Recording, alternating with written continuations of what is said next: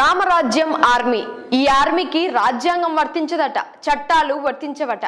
ద్రోహులు పోలీస్ స్టేషన్లో ఉన్నా సరే, న్యాయస్థానాల్లో ఉన్నా సరే లాక్కొచ్చి మరీ కాళ్ళు చేతులు విరిచేస్తారట.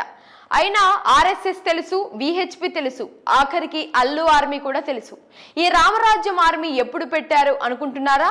రాముడి పేరు చెప్పుకుని ఫేక్ పనులు చేస్తున్న ఈ ఫేకుగాల భరతం పట్టేందుకు పార్టీలకు అతీతంగా అన్ని హిందుత్వ సంఘాలు, పోలీసులు, పొలిటీషియన్లు బెత్తం పట్టుకుని రెడీ అయిపోయారు. 2 తెలుగు రాష్ట్రాల్లో అలజడి సృష్టించిన ఈ రామరాజ్యం ఆర్మీ కథేంటో, దాన్ని స్థాపించిన ఆ పిచ్చోడి కథేంటో మీరే చూడండి. సోషల్ మీడియా వచ్చాక అన్ని మతాలలో ఫేకుగాళ్ళు ఎక్కువైపోయారు.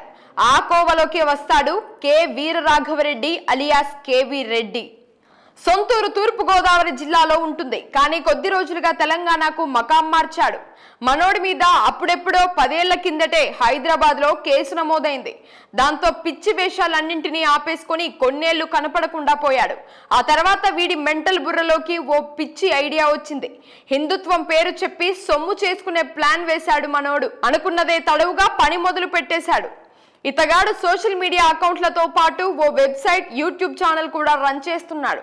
మన దేశానికి రాజ్యాంగం అక్కర్లేదని, హిందూ మత గ్రంథాలు సరిపోతాయని, ఇతర మతస్థులకు సంబంధించిన స్థలాలు హిందువులు స్వాధీనం చేసేసుకోవచ్చని, తప్పు చేసేవారిని శిక్షించేందుకు మనకే పోలీసులు అక్కర్లేదని, మన ఆర్మీనే నేరుగా శిక్షిస్తుందని, అందుకోసం మనం ఆయుధాలు కూడా సమకూర్చుకోవాలని, ఇలా పిచ్చి తుగ్లక్ సిద్ధాంతాలు మనోడి దగ్గర చాలానే ఉన్నాయండోయ్.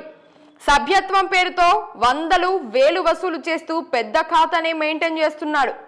దాన్ని లక్షలు, కోట్లలోకి తీసుకెళ్లాలన్న ప్లాన్ తోనే పిచ్చి వేషాలు స్టార్ట్ చేశాడంటూ పోలీసులు చెప్తున్నారు. మన ఏపీలో వాలంటీర్ జీతం 5,000, 10,000, 15,000కు చిన్నా చితక పనులు చేసుకునే నిరుద్యోగులు బోలెడంత మంది.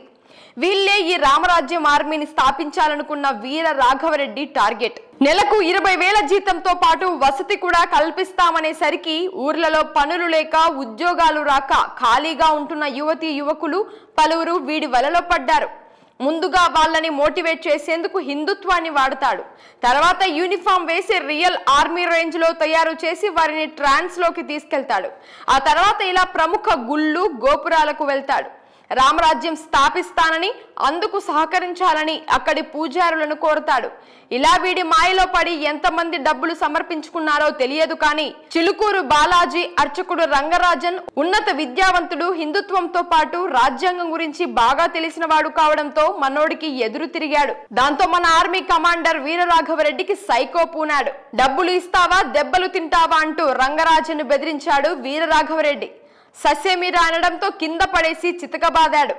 పక్కా పథకం ప్రకారం డబ్బులు వసూలు చేసేందుకే ఈ అటాక్ జరిగిందని పోలీసులు ఛార్జ్ షీట్ లో వివరంగా పొందుపరిచారు. ప్రస్తుతానికి మనోడి దిక్కుమాలిన ఆర్మీలో 25 మంది దాకా సోల్జర్ ఉన్నారని, ప్రస్తుతానికి సైకో వీరరాఘవరెడ్డితో పాటు మరో 5గురిని అదుపులోకి తీసుకున్నామని పోలీసులు చెబుతున్నారు.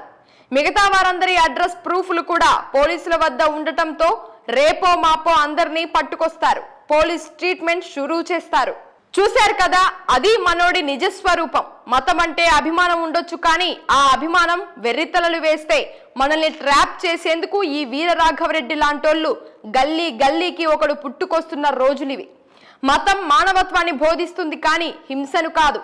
ఇలా హిందుత్వం పేరిట రెబల్స్ గా మారితే టెర్రరిస్టులకు మనకు తేడా ఉండదని, సమాజం చట్టాలు ఉపేక్షించవని ఈ రామరాజ్యం ఆర్మీ ఉదంతం స్పష్టం చేస్తోంది.